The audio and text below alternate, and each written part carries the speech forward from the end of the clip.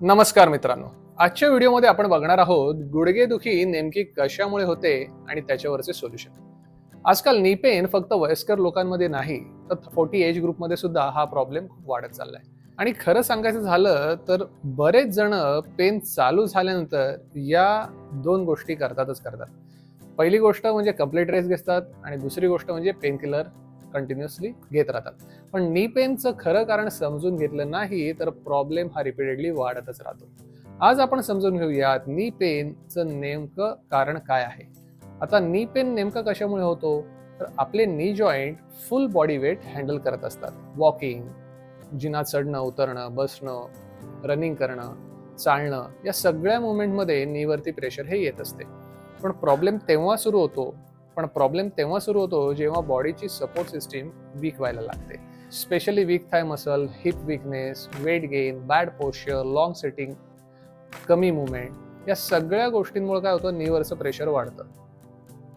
Long सिटिंगमुळे knee pain कसा वाढतो ते आता आपण बघूयात. आजकाल ऑफिस लाईफस्टाईलमुळे हा प्रॉब्लेम खूप कॉमन झालाय. फुल डे बसून राहिल्यावर आपले हिप्स जे आहेत हे टाईट होतात, लेग मसल इनॅक्टिव्ह होतात आणि मग अचानक उठताना नी मध्ये स्टिफनेस जाणवतो. काही लोकांना तर बसून उठताना टकटक आवाज पण येतो. त्यात एसी एवढे स्ट्रॉंग असतात. आता आपण बघूया जिने चढताना आपल्याला पेन का होते.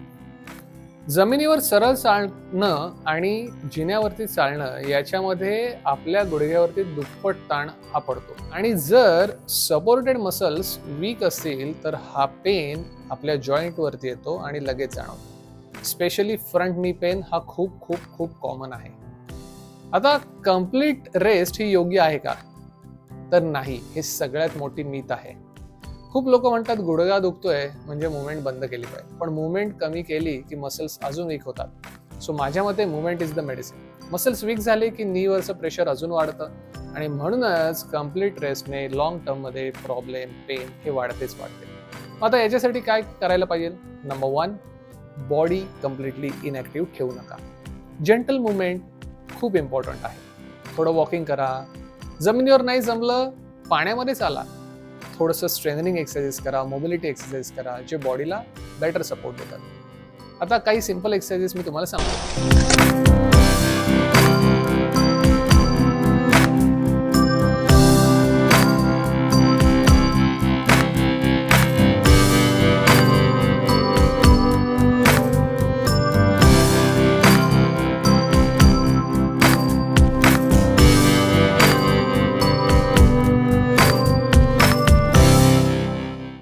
थेरपी आपल्यासाठी का इम्पॉर्टंट आहे, कारण प्रत्येकाचा नी पेन हा सेम नसतो. काहींमध्ये मसल वीकनेस असतो, तर काहींमध्ये स्टिफनेस, काहींमध्ये मुवमेंट पॅटर्न चुकीचा असतो, काहींचं पोश्चर चुकलं असतं, काहींची अलाइनमेंट चुकली असते. म्हणून प्रॉपर असेसमेंट अत्यंत महत्त्वाची आहे. सो रूल सिंपल आहे. नी पेन अचानक सुरू होत नाही. बॉडी आधीच आपल्याला थोडे थोडे सिग्नल ही देत असते आणि जर योग्य वेळी मूवमेंट, स्ट्रेंथनिंग, रिकव्हरी आणि प्रॉपर थेरपीवर आपण काम केलं नाही तर हा नी पेन खूप प्रमाणात वाढतो.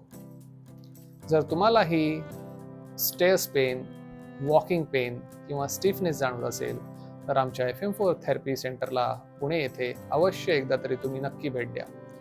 पहिलं कन्सल्टेशन अगदी मोफत आहे आणि अशाच प्रॅक्टिकल इन्फॉर्मेशनल व्हिडिओसाठी FM4 थेरपी मराठी या चॅनलला फॉलो करायला विसरू नका. थँक्यू.